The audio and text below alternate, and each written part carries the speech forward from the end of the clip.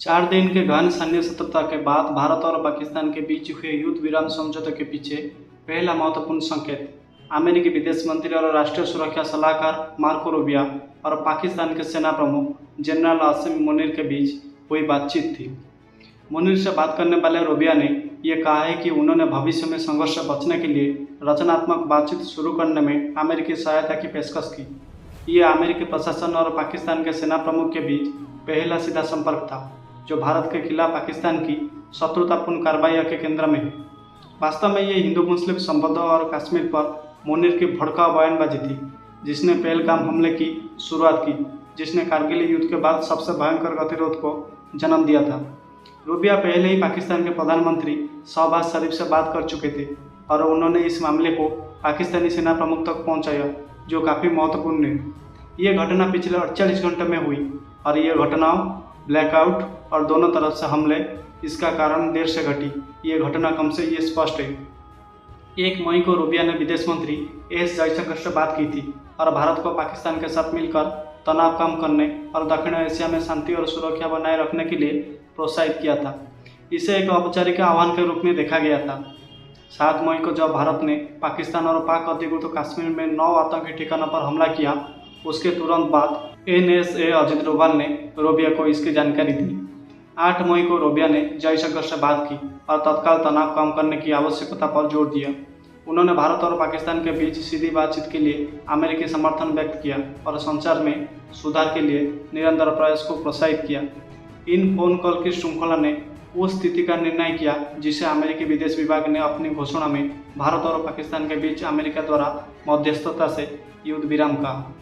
भारत इस पर जोर देता रहा है कि भारत और पाकिस्तान द्विपक्षीय रूप से सहमत हुए हैं और इसमें किसी तीसरे पक्ष की भागीदारी नहीं है। रूबियो के अलावा अमेरिकी राष्ट्रपति डोनाल्ड ट्रंप और उपराष्ट्रपति JD वेंस ने भी अपनी भूमिका के बारे में बात की। रूबियो ने एक्स पर पोस्ट किया कि पिछले 48 घंटों में VP वेंस और मैनी वरिष्ठ भारतीय और पाकिस्तानी अधिकारियों के साथ बातचीत की है, जिनमें प्रधानमंत्री नरेंद्र मोदी और शहबाज शरीफ, विदेश मंत्री एस जयशंकर, सेनाध्यक्ष आसिम मुनीर और राष्ट्रीय सुरक्षा सलाहकार अजीत डोभाल और असीम मलिक ये शामिल है। उन्होंने पत्रों की सूची और दिल्ली, वाशिंगटन DC, इस्लामाबाद और रावलपिंडी के बीच काम करने वाली फोन लाइन का भी उल्लेख किया।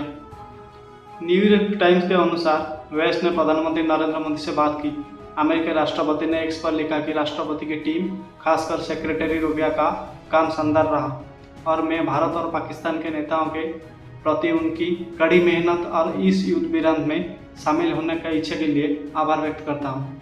7 मई को पाकिस्तान में लश्कर-ए-तैयबा और जैश-ए-मोहम्मद के मुख्यालय पर हमले के बाद दिल्ली को सीमा के उत्तरी और पश्चिम क्षेत्रों में ड्रोन हमलों का सामना करना पड़ा, जिन्हें रोकने में वो कामयाब रही।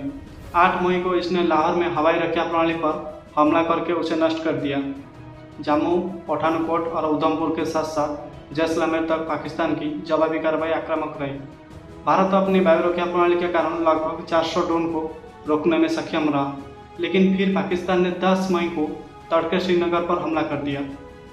लेकिन सैन्य शत्रुता के बाद तनाव के पिछले 3 रातों के बाद दिल्ली की नींद शनिवार को एक पाकिस्तानी हमले के साथ खुली, जिसे दिल्ली से मात्र 240 किलोमीटर दूर सिरसा में रोक दिया गया।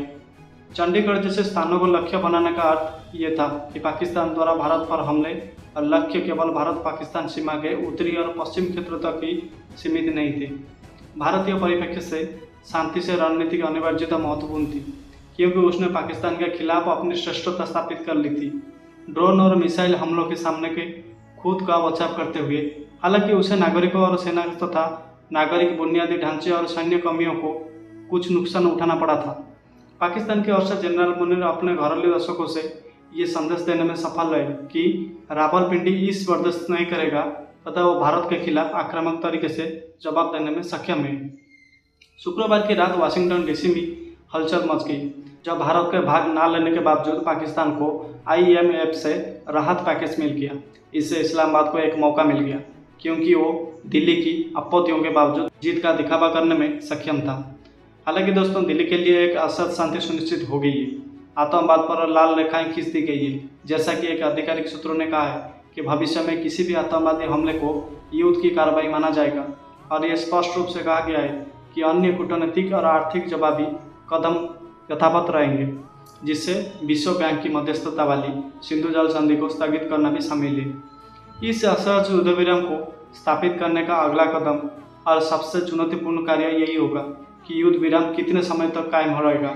ये दोनों सेनाओं और पाकिस्तान में जनरल मुनीर और उनके ISI प्रमुख लेफ्टिनेंट जनरल मलिक के नेतृत्व वाली स्थापना पर निर्भर करेगा।